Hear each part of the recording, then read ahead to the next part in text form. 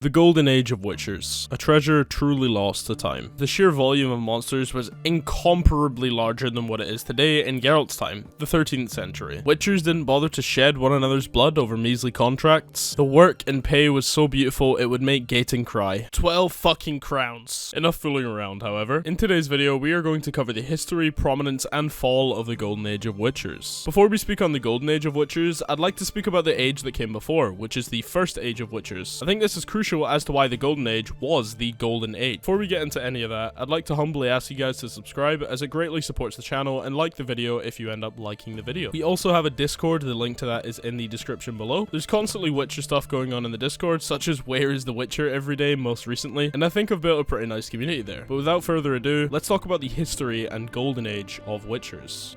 The Age of the Witchers. Sometime in the 10th century, way before Geralt's time, there was the Order of Witchers. The Order of Witchers was created by a group of royalty and mages. One mage in particular being Alzur, the same fool who created the V of Maribor and died by its hands too. The order was established to combat post-conjunction monstrosities. This seems like an ethical thing, however, as we'll find out, their methodology isn't quite ethical itself. First experiments conducted by the order were quite disappointing, causing Alzur to branch off and secretly continue the experiments. Alzur traveled, collecting a large group of children and brought them to train. Training itself wasn't much different from what we see in The Witcher 3. They ventured through cliffs, running arduous obstacle courses, and dodging swinging pendulums like Ciri did in The Witcher 3. This training, however, proved too hard for the children, as 4 kids had already died before the experiments had even begun. They began cooking and consuming mushroom stews alongside alchemical teas. This did ultimately boost their performance in training, however the girls in the group grew ill, among them a girl named Jagoda. Not much was known about Jagoda other than the fact that her and a boy there named Erland used to gossip about their teachers before bedtime. Within the first few weeks, Jagoda had died. Erland, in a makeshift graveyard, buried Jagoda. For weeks after this incident, Erland wouldn't speak to anyone out of pure grief and anger for what had happened, blaming it on his teachers and their irresponsibility. This ultimately became a huge proponent as to why Erland is able to survive the Witcher trials and ultimately become a very important figure in the Witcher universe. In a way, Jagoda saved Erland from death, giving him a reason to keep going. After all of this had passed, further testing was conducted. Despite the death of Jagoda and others, the mages pushed on with the testing. Post-experiments and mutagens, only 5 boys remained. Hunters, swordsmen, and alchemists were called from all over the continent to train the boys. The conclusion of this training was that the boys' bodies had been opened to the flow of power, but they remained with limited abilities, yet again disappointing their creators. The boys were banished from their training place, having deemed the experiments an utter flop. A few mages, including Alzur of course, still decided to pursue the training. They brought them to an abandoned castle in the Kestrel Mountains, something you've probably heard brought up a lot in The Witcher 3. Put it very simply, it's a mountain range expanding over Kaedwen and Redania, separating the two. The apprentice Witchers were designated a new sword trainer. Clearly, Alzur was taking himself a little more seriously this time, after 2 failures. A knight-errant that they gave the nickname Griffin, due to the griffin on his shield. Griffin instilled the idea that they were created for a reason, and they must be successful as Witchers. After a few years of extended training, boys set out all across the continent, taking contracts, only returning in the winter to celebrate their success as Witchers, and of course mourn those that they had lost. Many years later, all of the mages who created the young Witchers had left, and left chaos behind. Only a few mages knew how to create Witchers now. The Witchers could have lived in harmony with each other, as there were plenty of contracts to share. Alas, they turned on one another, threatening each other over flimsy contracts, and even fighting over them, greatly injuring one another. One incident, and the real turning point and the fall of the order, was when Arnegad attacked a fellow Witcher, Rhys, leaving him on death's door. Arnegad returned to the abandoned castle in the Kestrel Mountains to take on the order with a posse of his brothers. Ultimately, Arnegad and his posse fell, and the order came out on top despite many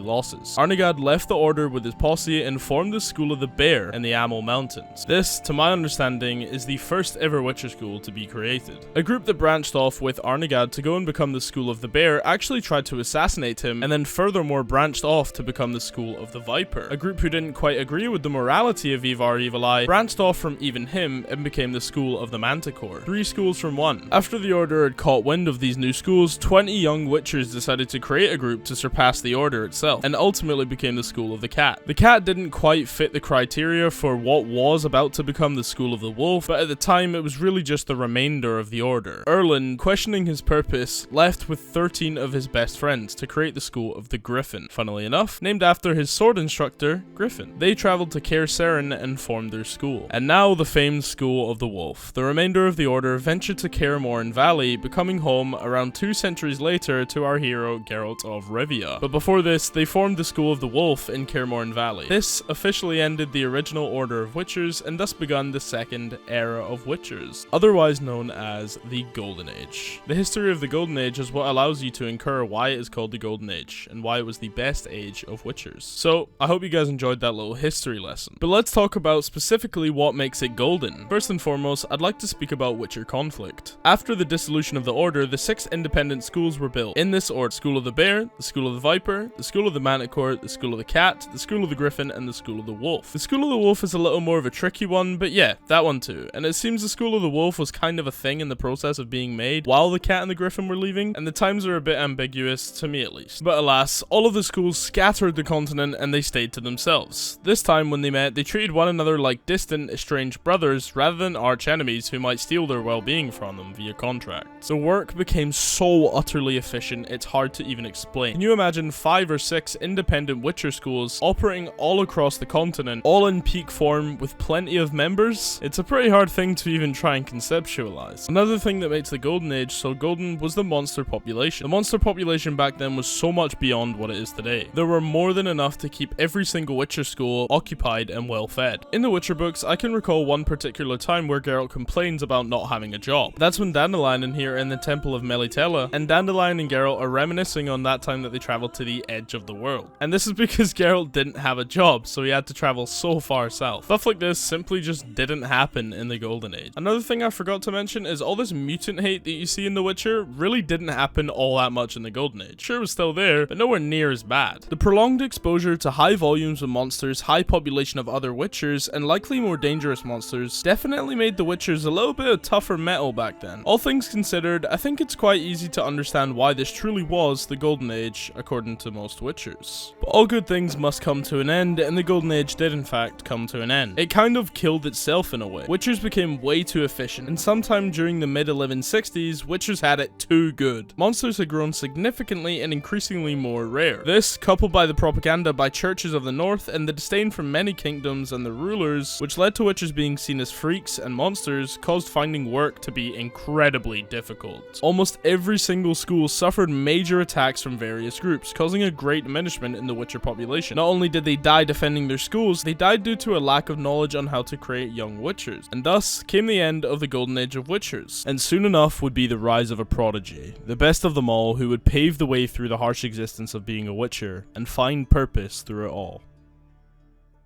This is my first ever Witcher lore video, and I've still got so much to learn. I want to thank you guys so much for experiencing this lore explanation video for the first time with me. I hope you, any of you, could find enjoyment in this nerdy project of mine and maybe learn something new for yourself. Still need to master the editing style and the kinks of how these videos work out. Do consider hitting the subscribe button if you want to grow with me and the channel. My love for The Witcher grows more and more every day. Learning about this fantastical universe created by Sapkowski absolutely blows my mind time and time again. If you would like to see more videos covering Witcher lore, please let me know in the comments below. Otherwise, subscribe, as it supports the channel and it supports the dream. Spent a good time studying this stuff from various different sources, including the books themselves of course, and consulting my community about it, which you can join in the description below. I hope you all have a great rest of your day and take care. Love.